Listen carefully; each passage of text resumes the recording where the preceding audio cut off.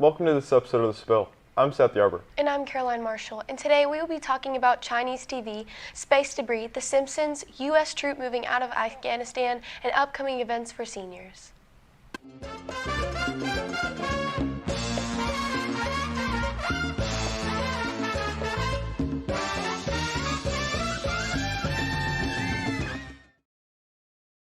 Weighing several tons, is currently on an uncontrolled re-entry phase, and parts of it are expected to crash down to Earth over the next few weeks.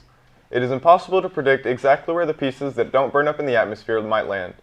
Given the object's orbit, the possible landing points are anywhere in a band of latitudes a little farther than New York, Madrid, and Beijing, and as far south as southern Chile and New Zealand. The debris is part of the Long March 5B rocket that recently successfully launched China's first module for its proposed space station. The incident comes roughly a year after another similar Chinese rocket fell to Earth, landing in the Atlantic Ocean, but not before it reportedly left a trail of debris in the African nation of Ivory Coast. At the time, experts noted this was one of the largest pieces of human-made debris ever to fall to Earth. We cannot say that with certainty what fate awaits this latest piece of space debris.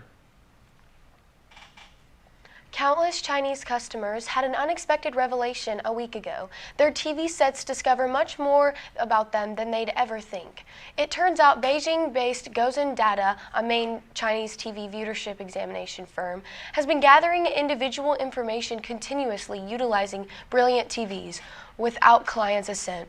The training was first uncovered when a client on V2EX, an online gathering for tech fans, saw their Skyworth Image smart TV had become moderate and broke down the code of back-end projects to sort out why. What they found was a program that examines a client's Wi-Fi like clockwork and transfers a wide scope of data to Gozan's data site. Conversions about unlawful information gathering rehearsals are regular in China, however, for the most part placed on cell phone applications, which Chinese controllers have been investigating for a ludicrous year.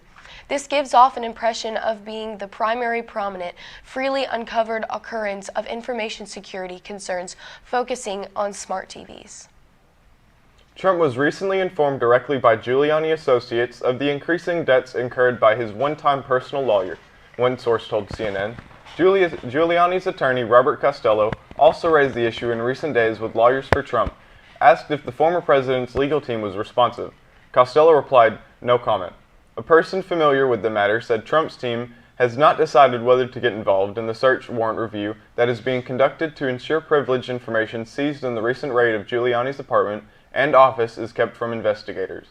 One of the most vocal is Giuliani's son, Andrew, who worked in the Trump White House and told CNN the nut may crack in the next 36 hours. He called on Trump to take the lead on this one, adding, he can be the hero.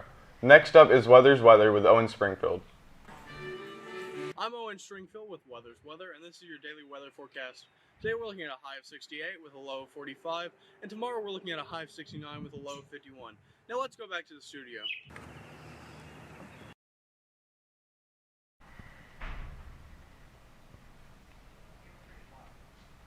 The Simpsons has earned the #1 spot on the Rolling Stone list of top 100 best sitcoms of all time after being on the air for 32 years. The show started as a slice-of-life animated family comedy, but in just a couple of years the show started seeing The Simpsons traveling the globe.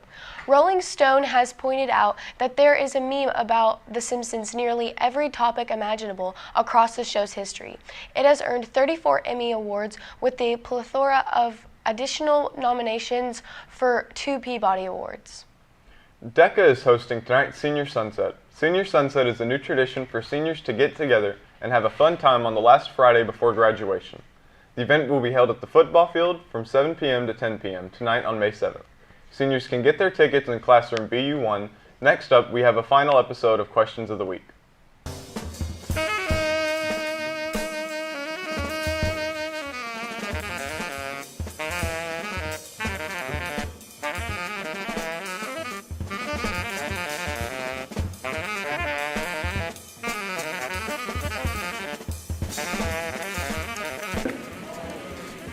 So Elijah, through the past 2 years that I've done this, what's been your favorite episode of Questions of the Week? I've never watched a single one of your things that you've done. Go. So, what's your favorite episode of Questions of the Week this year? I don't know. Haven't watched.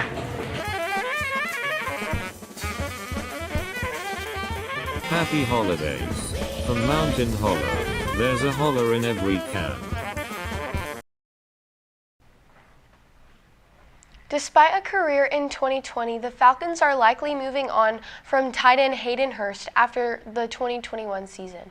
Not only did the team select Florida's explosive tight end Kyle Pitts in the first round of the draft, but the Falcons will pass on picking up Hurst's fifth-year option for 2022. Last season, Hurst had a career of 56 catches, 571 receiving yards, and 6 touchdowns. Despite the Falcons not bringing him back, he's a talented player that will be an impact player on another team in 2022. In Walker Valley sports, today and the rest of the week, the district tournaments for soccer, baseball, and softball will continue. Soccer will continue until Thursday, and then softball and baseball will continue until Friday. These are big games for our Mustangs, so make sure to come out and support your Walker Valley athletics. Thank you for watching this episode of The Spill. I'm Caroline Marshall. And I'm Seth Yarber. Have a great day, Walker Valley.